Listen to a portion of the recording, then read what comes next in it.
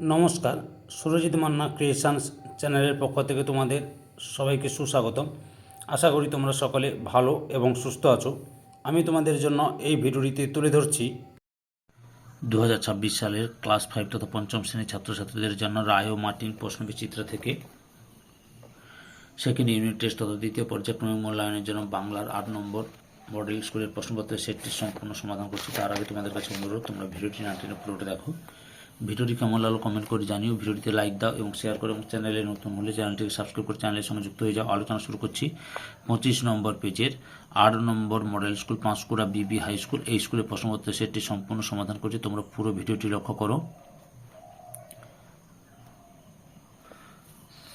একে দাগে নিম্নলিখিত প্রশ্নগুলির সঠিক উত্তরটি নির্বাচন করে লেখো। 1.1 কবি খুশির অগাধ লুটোপুটি খুঁজে পান। অপশান খয়ে মাঠে।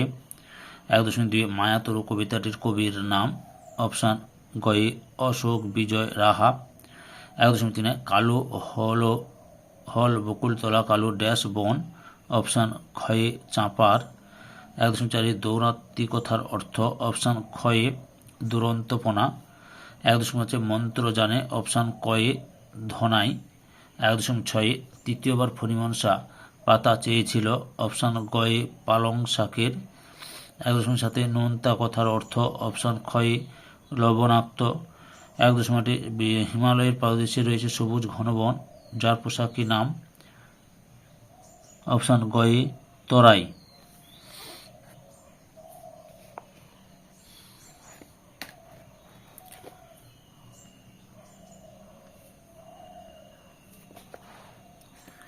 দুই দাগে নিম্নলিখিত প্রশ্নগুলি পূর্ণ বাক্যে উত্তর দাও, যে কোনো 6টি।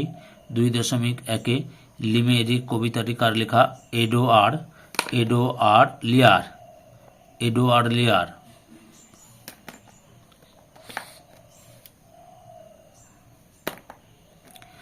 তারপর 2.2 মায়াতরু কবিতায় গাছটির সন্ধে হলে কি করতো? ভূতের নাচ নাচত।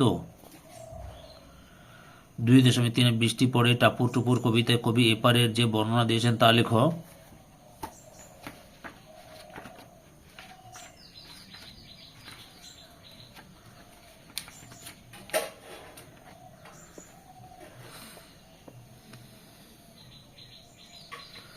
উত্তরটি দেখো। উত্তরটি তোমাদের রায়ান মার্টিনের সহায়িকাবি থেকে উত্তরটি দেখাচ্ছি।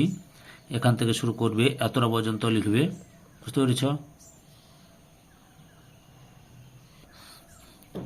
2.4 শেষ পর্যন্ত ফণিমনসা কেমন পাতা চাইল নিজের জন্য? কাঁটাযুক্ত পাতা। 2.5 শিয়ালকে ঠকাবার জন্য ধান চাষের সময় কুমির কি ফন্দি এঁটেছিল? ধানের গোড়া কুমির নেবে। 2.6 শীষে কথার অর্থ কি?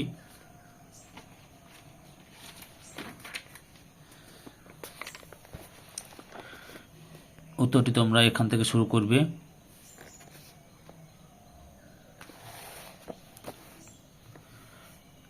এতটা পর্যন্ত লিখবে।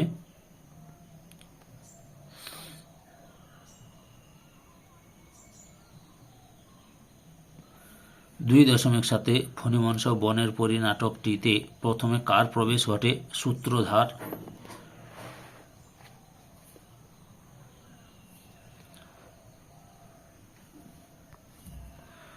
3 দাগে নিম্নলিখিত প্রশ্নগুলি সংক্ষেপে উত্তর দাও।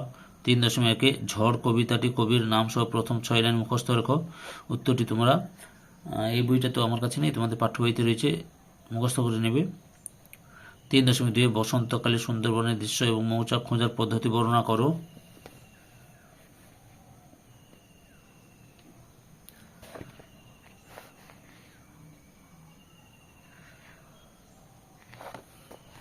এই যে তোমরা এখান থেকে শুরু করে এতটা পর্যন্ত লিখবে। আর বসন্তকালে সুন্দরবনের দৃশ্যটি এই যে এখানে রয়েছে, লক্ষ্য করো। এই যে এখান থেকে শুরু করে এতটা পর্যন্ত লিখবে। এটা হচ্ছে 78 নম্বর পেজের 14.1।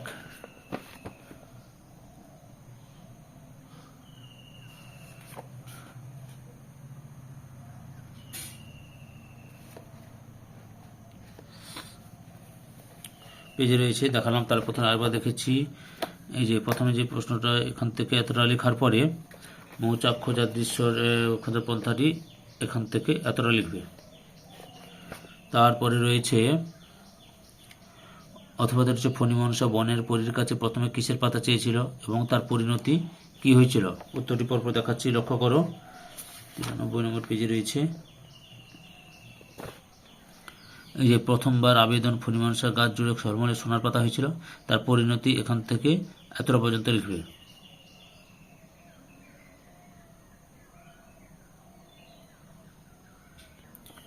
চারের দাগে নিম্নলিখিত প্রশ্নগুলির উত্তর দাও। 4.1 ক্লীবলিঙ্গ কাকে বলে উদাহরণ দাও। এই যে ক্লীবলিঙ্গ কাকে বলে উদাহরণ, এই যে এখান থেকে শুরু করে এতটা পর্যন্ত লিখবে। পরের প্রশ্ন রয়েছে 4.2-তে বচন কাকে বলে এবং কি কি।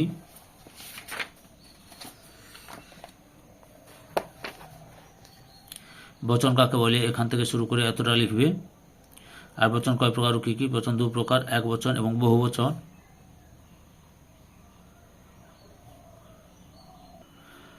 পাঁচের দাগে লিঙ্গ পরিবর্তন করো, যে কোনো দুটি। বাঘ থেকে বাঘিনী, প্রকাশক থেকে প্রকাশিকা, ভূত থেকে পেতনি। 6 দাগে বচন পরিবর্তন করো, লোকটি থেকে লোকগুলি, সদস্য থেকে সদস্যবৃন্দ, ভক্ত থেকে ভক্তবৃন্দ।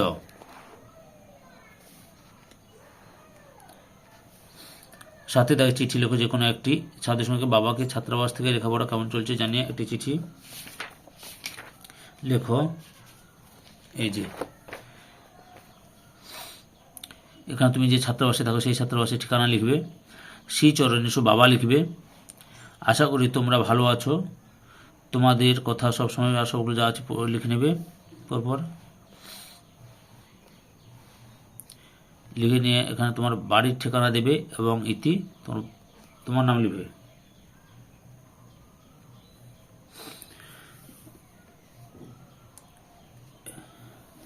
ধৈর্য সহকারে সম্পূর্ণ ভিডিওটি দেখার জন্য তোমাদের সবাইকে অসংখ্য অসংখ্য ধন্যবাদ। আজকে এই পর্যন্ত, পরবর্তী ভিডিওতে দেখা হবে। Tata, bye bye.